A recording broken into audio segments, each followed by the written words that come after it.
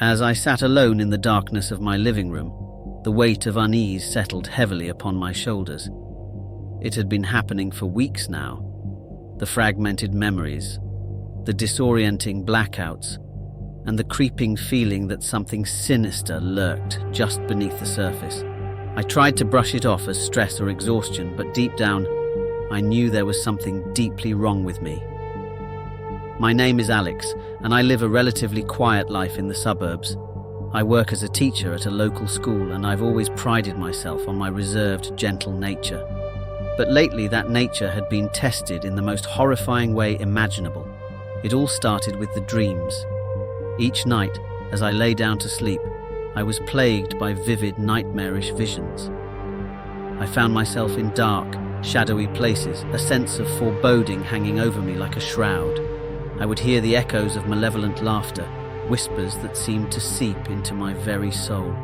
And then, in those dreams, I would catch glimpses of myself, or rather a twisted, malevolent version of myself. At first, I dismissed the dreams as just that, mere dreams. But then, the events of those dreams began to bleed into my waking life. People around me started acting strangely, casting furtive glances and exchanging hushed whispers behind my back.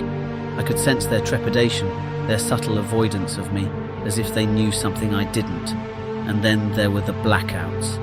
Entire stretches of time vanished from my memory, leaving me with a sickening sense of disorientation. I would wake up in unfamiliar places, my hands stained with blood, and my mind clouded with a sense of dread. I thought I was losing my mind, and the fear of what I might have done during those blackouts gnawed at me like a ravenous beast. It all came to a head when the local news reported a series of unsolved murders in our town. Each time the victims had been found in the most gruesome, macabre fashion, their bodies bearing the unmistakable mark of brutal violence. I shuddered at the thought that I might be connected to those horrific crimes, but the evidence felt circumstantial, like a noose tightening around my neck. Desperation drove me to seek help. I made an appointment with a psychiatrist, hoping to unearth the source of my escalating terror. The psychiatrist, a somber, empathetic man, listened to my tale with an open mind.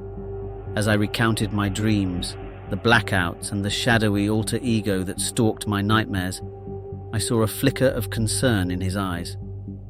After a thorough evaluation, the psychiatrist tentatively suggested that I might be suffering from dissociative identity disorder, multiple personalities. The mere mention of such a diagnosis sent shivers down my spine.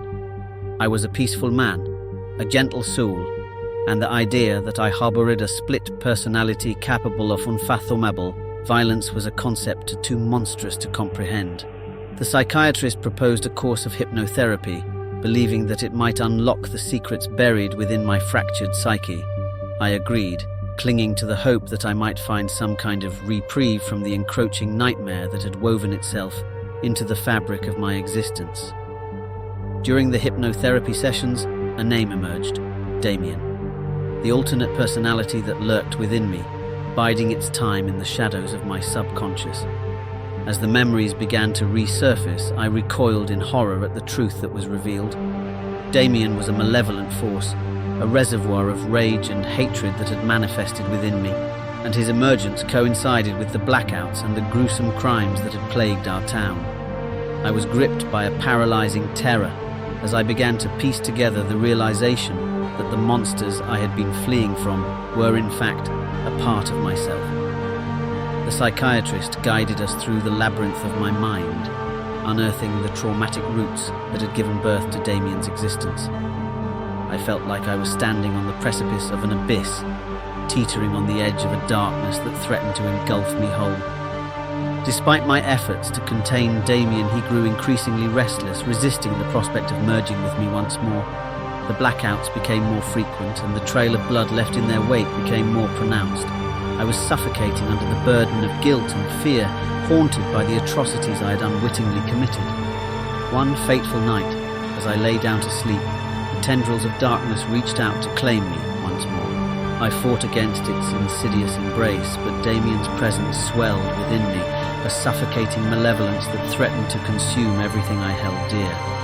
As the world dissolved into the mists of sleep, I felt myself slipping away, relinquishing control to the voracious entity that lurked within the depths of my being. I awoke to a nightmare made flesh. The reality of my descent into darkness hit me like a sledgehammer. I found myself standing amidst the aftermath of a ghastly massacre, surrounded by the broken bodies of my innocent students. A palpable sense of horror and sorrow gripped me as the truth of what I had become tore through me like a shard of glass. I sought refuge in the resolute guidance of the psychiatrist, weaving through the tangled recesses of my tormented mind in search of a way to bring Damien under my control. The battle raged on within me, a tempest of conflicting emotions and a struggle for mastery over my own fractured soul. As the agony of my ordeal reached its zenith, I made a pivotal decision: to confront Damien head-on, to do battle within the depths of my own mind. In a harrowing, grueling confrontation within the recesses of my consciousness, I faced Damien, the embodiment of all my darkest fears and regrets. The echoes of our shared past reverberated through the labyrinthine corridors of my mind, swelling with both the pain that had torn us asunder and the hope that we might find redemption. In the end, I emerged victorious. Damien, once a spectre of violence and darkness, faded into the recesses of my mind, subdued but never forgotten. With the help of the psychiatrist, I embarked on a journey to rebuild the shattered remnants of my life, my determination steeled by the knowledge of what I had overcome. Despite the whispering shadows that lingered at the edges of my consciousness, I found a semblance of peace within myself. I knew that Damien's presence would always haunt me, a stark reminder of the fragile boundaries between sanity and madness. But I emerged scarred yet resilient, a survivor in a harrowing battle for the preservation of my own soul. Now, as I navigate the labyrinth of my fractured mind, I carry with me the burden of my experiences, transformed by the crucible of my darkest nightmares. I have dedicated myself to helping others who grapple with the shadows that lurk within their own minds, determined to be a guiding light amidst a sea of darkness.